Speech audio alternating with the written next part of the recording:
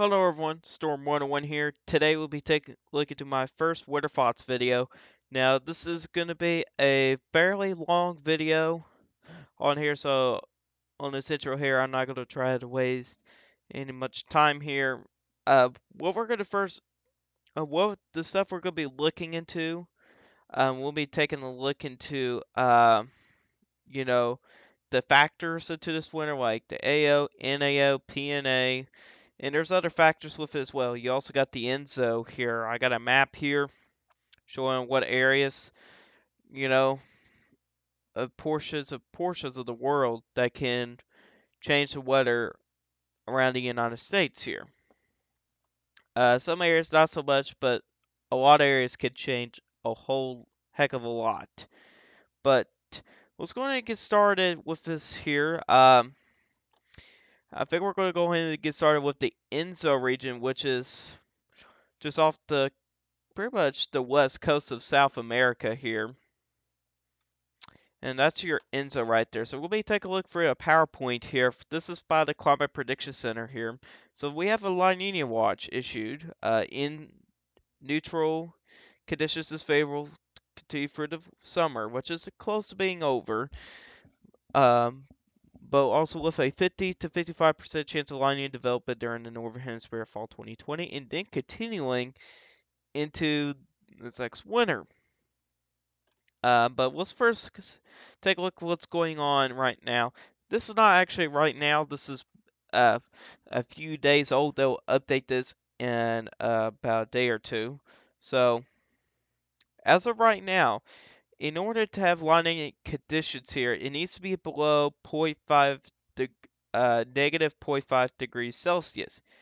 Although, even though all of them are currently in the negatives, Nino 4 is not quite there. And I think averaging things out here, I think at this point here, we're probably in a weak La Nina at this point here. But it says we're in a neutral ENSO right now. But I think at this point here, we're kind of in a La Nina, just averaging this out, just a weak La Nina. And and that's not good for the tropics either, for the fall. But if we take a look at the subsurface temperature anomalies here, we actually got cooler water start to come up to the surface here. This is back in August 6th here, and today's the 15th, the time I'm making this video. All this water, all these temperature, waters, it's going up to the surface. This cooler temperatures are starting to go up to the surface. Another big thing to look into is the wind anomalies here. And when we have some decent winds, like right in here, that's where it's going to make the waters cooler there when we have some stronger winds in there. And this is kind of a model forecast, but really overall, this is the CPC. Well, actually, not a model forecast, but this is actually the SPC forecast here, CPC, or the Climate Prediction Center. So your winner's right here, DJF, that's December, January, February.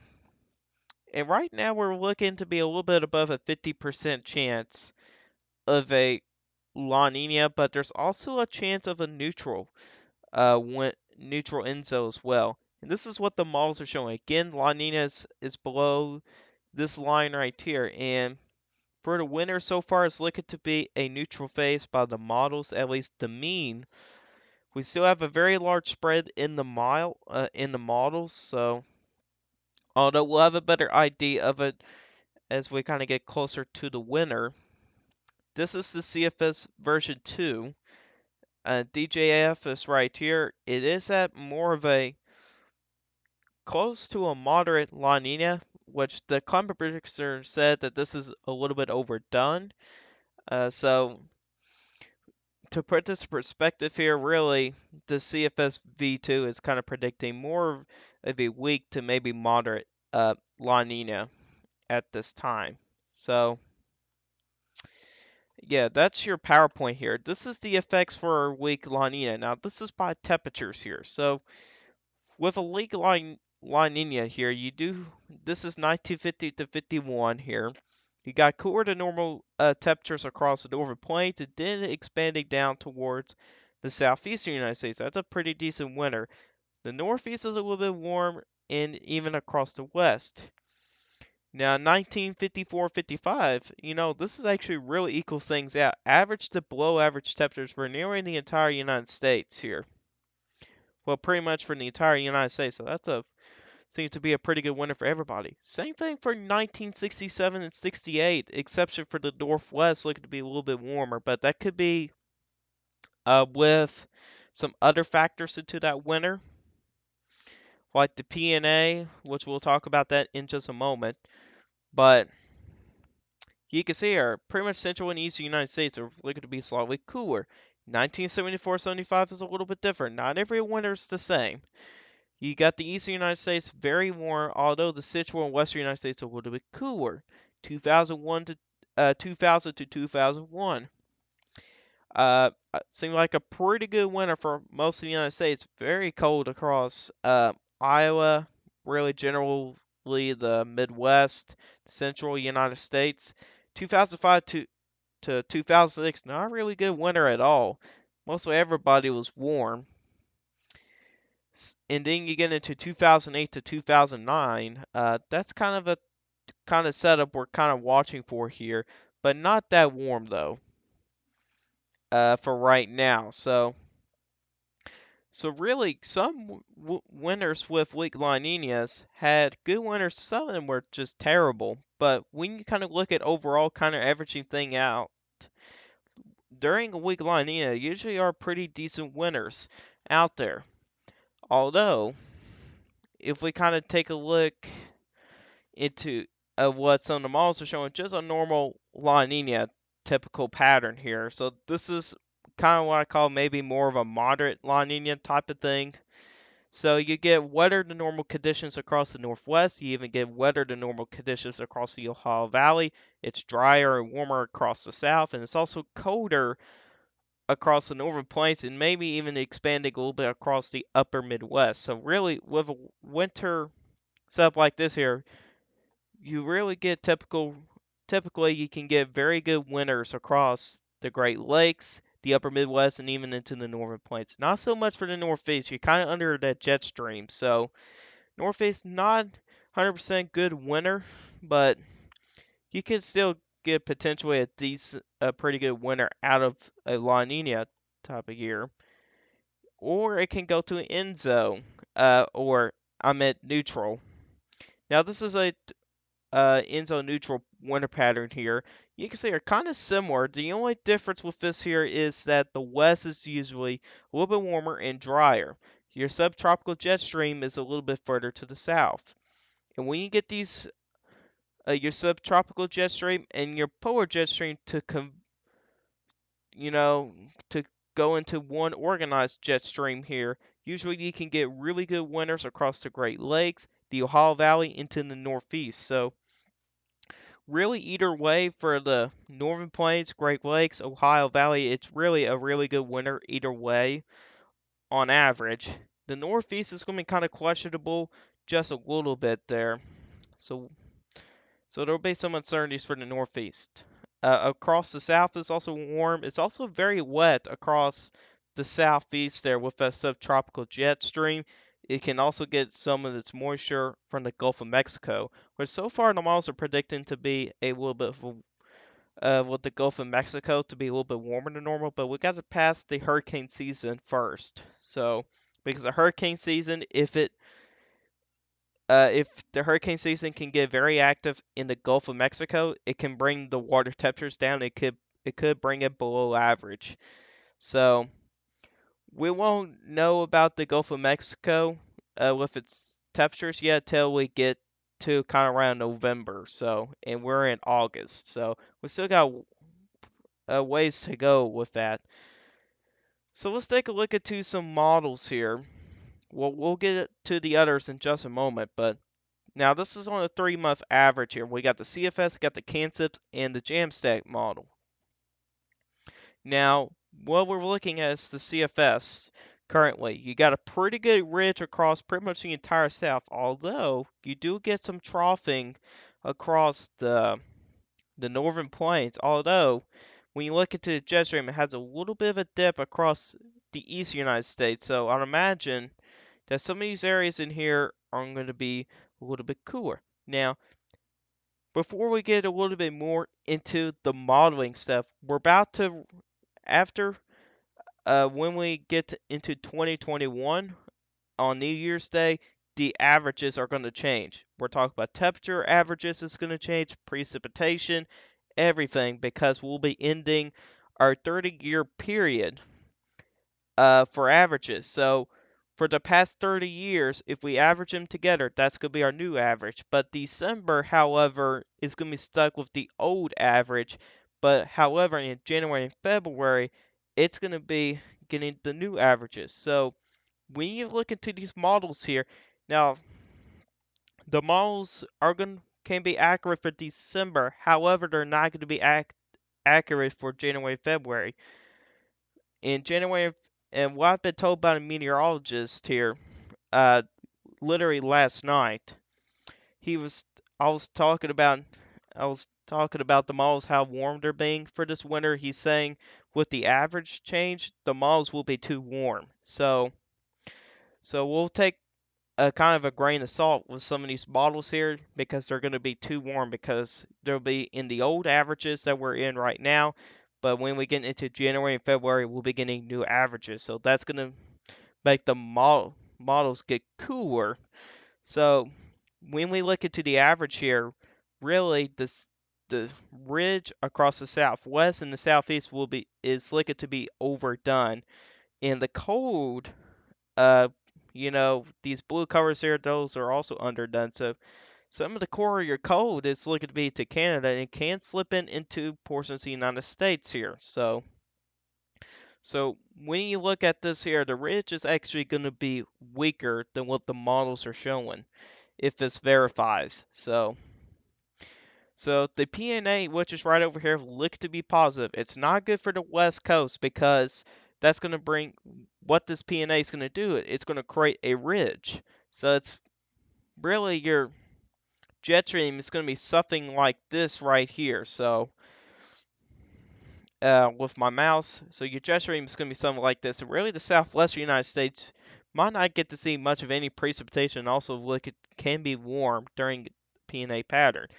Also, the AO, which is your Arctic oscillations, is looking to be warmer. So what this is going to indicate here is that not all your cold air won't be staying in the Arctic Circle. It'll actually be will be going into kind of outside of the Arctic Circle. Like when we look at this here, some of your cold air is not going to be in the Arctic Circle. It's actually going to be in different areas. Like it can be Canada, it can be portions of Russia. So it's going to be having these pulses like troughs that'll be kind of going around a little bit of globe here. So, and we'll be taking a look at what they do in just a moment.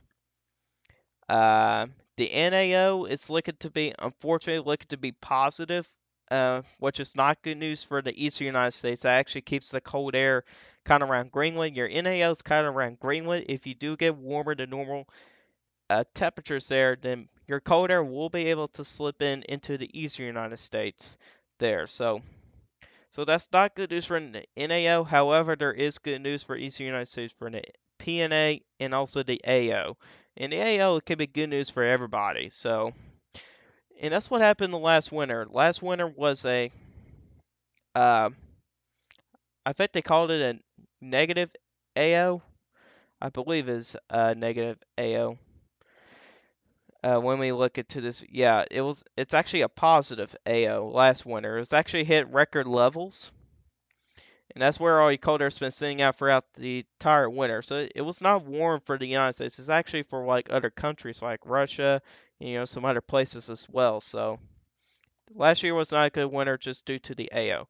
But getting back to the models here, so far the winter is looking to be decent from the CFS here. Now let's look into the Canceps model here. It's a little bit of a different story here. We started to get some uncertainty. So it's showing the core of the code to be in Western Canada, so that's some good news for the northern plains and northwest. However, we do have a stronger southeast ridge, which is not good news for the eastern United States. Another thing is your PNA, your high pressure is actually going to be a little bit further to the west, so that's going to lead to less ridging across the west and actually bring in a little bit more troughing. But when we look into these black lines here, there's still a little bit of ridging going across the western United States, and you still have a little bit of troughing in the east, looking by the Kansas model here. So again, still some troughing, although again a positive NAO, which is not good for the eastern United States. Um, what that's going to do, that's going to keep the cold air around Greenland, the AO, not looking that warm, although it is still some good news because your cold air is looking to be staying around kind of in Canada, so that is a positive AO. I might have just got that wrong. Memory's a little bit bad, but anyways, let's move on to the Jamstack model here. And when we look into this here now, these are sea surface temperatures here, and that's the F2VR. I believe the original name's the F1 model, so that'll be the only one we'll be taking a look into. So it's indicating a La Nina, so that's some good news there for a decent chunk of the country. Another thing to notice is that there is actually going to be a negative, it's predicting a negative NAO for Greenland. However, in several portions of Greenland, there's actually below normal uh, sea surface temperature. So that's actually going to bring the troughing a little bit more south of Greenland there. Although that could be a little bit of an indication for the northeast because you can see here there's actually another blob of cooler air. So that could lead to some more troughing across the northeast United States. Another thing to notice is the west coast is actually, it's also predicting the west coast for sea surface temperatures to be cooler. What that leads to is actually pretty dry conditions for the west coast. So especially across California there where most models are predicting, a ridging to be over those areas. So it could be extremely dry across portions of the southwestern United States. Your PNA is also positive, so that's some good news for the eastern United States as well. We can take a look at AO from sea surface temperatures, so you got to look into surface air temperatures, which actually shows some pretty good news here. And again, this model here is overdoing with the warmth due to for averages, even though December will be in the old averages, but you still got January and February to be the new averages. So this is likely to be overdone. So when you kind of look into this here, it could be cooler than normal conditions across portions of the central United States, although you do have at least a weak southeast ridge there, so that could bring. So for any system that can go by nearby the southeast ridge, that can give the system some more strength, especially if it has a very strong trough, and it can become a big times low pressure system there, and that can happen this winter here, but that can change though as well. So that's the Jamstack model. Let's actually go back to some of the same models here. Let's actually look to surface air temperature anomalies here. You can see are pretty much very warm, and again, like I said, it's too warm. The models are showing to be too warm because of the new averages that be coming in. So you can see here the southeast taking more of the warmer than normal conditions, which is not good news at all for the eastern United States. Although you do have a lot of cold air in Canada, so some of that cold air might be able to slip into portions of the northern United States. So that'll be something to keep an eye on. And this is the Kansas model here. Again, the southeastern United States a little bit warm, although it does have the northwestern United States to look to be a little bit more cooler, even across portions of the west coast. So that's some good news for the Kansas model. But these models here again can change quite a bit. So in the next few updates, especially, we'll have a better idea from the models here, since we still have a little bit of uncertainties from the models here. But we'll have a better idea. And here's this surface air temperatures again from the Jamstack model here. Kind of similar to what the CFS is showing, so definitely very interesting here. We're going to see if we can get a better agreement there. Let's look into precipitation. Now, this would kind of give us a better idea. The south is looking to be more dry, although a couple areas to notice here. You got the northwest a little bit wetter than normal, so that's good news from the northwestern United States. Another thing to note is it's also a little bit wetter across the Great Lakes, the Ohio Valley, the Tennessee Valley, and even across the Northeast. That's even good news. So really, what the jet stream can look like here by precipitation is your jet stream could be something like this here. And when you have this kind of curve going on here, especially if we're going to have a southeast ridge, if we kind of get this curve going on here from the Tennessee Valley, we could see some Appalachian runners here, potentially, which it could bring some pretty good snows across portions of the Ohio Valley in the Great Lakes region. So that'd be definitely something to keep an eye on. That's from the CFS. Let's take a look into the Kansas model. It's honestly very similar, but it's actually very similar. But it's what words should I use here? It's not as wet. Uh, the precipitation is not as above average as the CFS, although it's still very similar. Also, another thing to notice is the South again is pretty dry.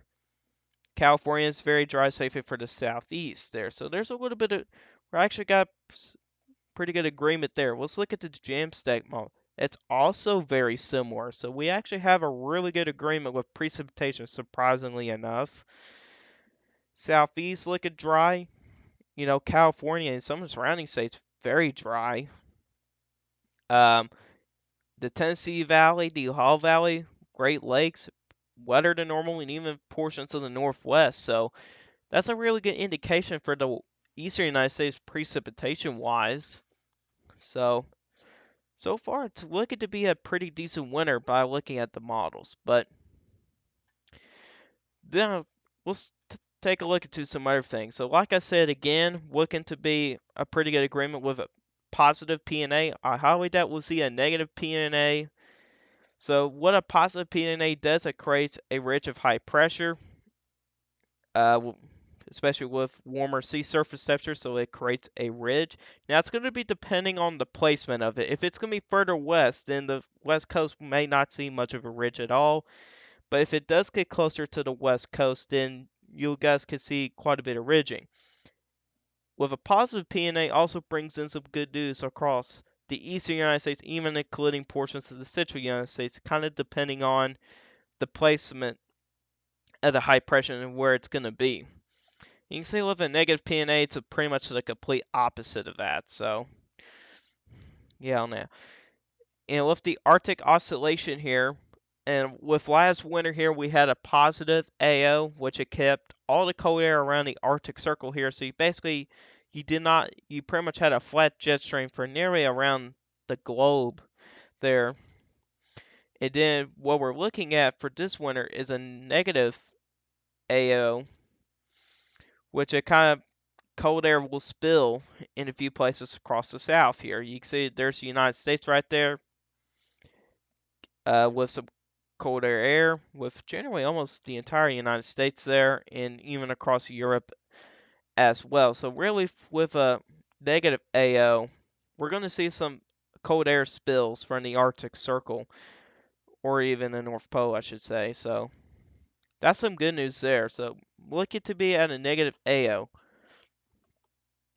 Although with the NAO, so there's some bad news from the NAO side of things here. So we're looking to be at a positive NAO, and this is what a positive NAO looks like here. You get a strong low pressure here across southern Greenland there, and that's what the model's really been predicting there, especially with sea surface temperatures from the Jamstack model, very cold temperatures there just off of Greenland. And when you look into the United States wise, it's very warm across the southeastern United States, and also your jet stream and storm track is also a little bit further north. It's also not good news so much for the central United States or even the western United States.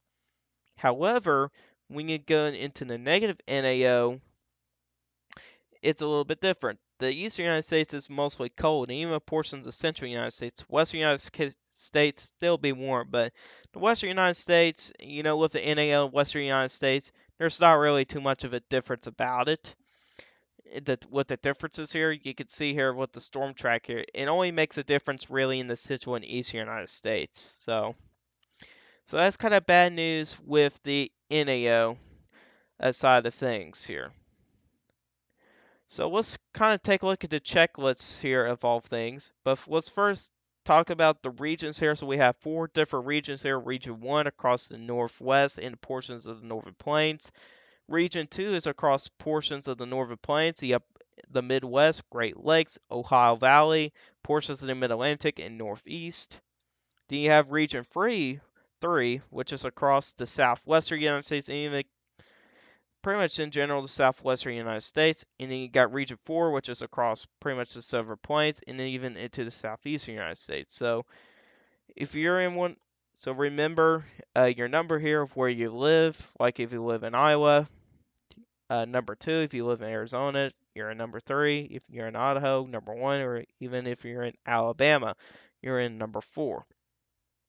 So let's move on to the checklist of things here. So neutral phase or a La Nina for the ENSO here. So it's good news for anybody in Region 1 and also 2. It's not good news for Region 3 and 4 for a positive PNA, which that's what we're looking into for this winter here. It's not good news for Region 1. It's good news for Region 2. Not good news for Region 3 and good news for Region 4. So with a negative AO, it's good for everybody. With a positive NAO, it's not good news for everybody, although I should probably put number 3 in a no answer territory. But also with the Southeast Ridge, which it does make a difference as well. It's good news for anybody in Region 1, which is in the northwestern United States, and the Southeast Ridge doesn't really make much of a difference at all. For Region number 3, which is Southwest, so we put in no answer. It's bad news for Region 2 and 4, so we still got some uncertainties here. We are still pretty far out. I do expect my final forecast here to come out in early December. And I do expect my first winter forecast to be coming in the next month. So really, overall, this winter here, it's going to be kind of difficult to forecast, but we're still pretty far out. We're currently in August, and we still have a couple months to go before we can have a better idea of what this winter could look like. But overall, for people that are in region kind of 1 and 2, it looks like it's going to be a pretty good winter for you guys. But when you're in region 3 and 4, it's not looking so good for you guys as well. But anyways, guys, this is all for you guys today. Hope you guys did enjoy my first winter thoughts video. I might make another winter thoughts video, but we'll see about that. But if you guys did like this video, hit that like button. If you really do like my channel, hit that subscribe button, hit the bell, notifications so you never miss an upload. If you guys have questions about this, you can put the comment section down below. I want you guys questions. I'll see you guys in the next one. Goodbye.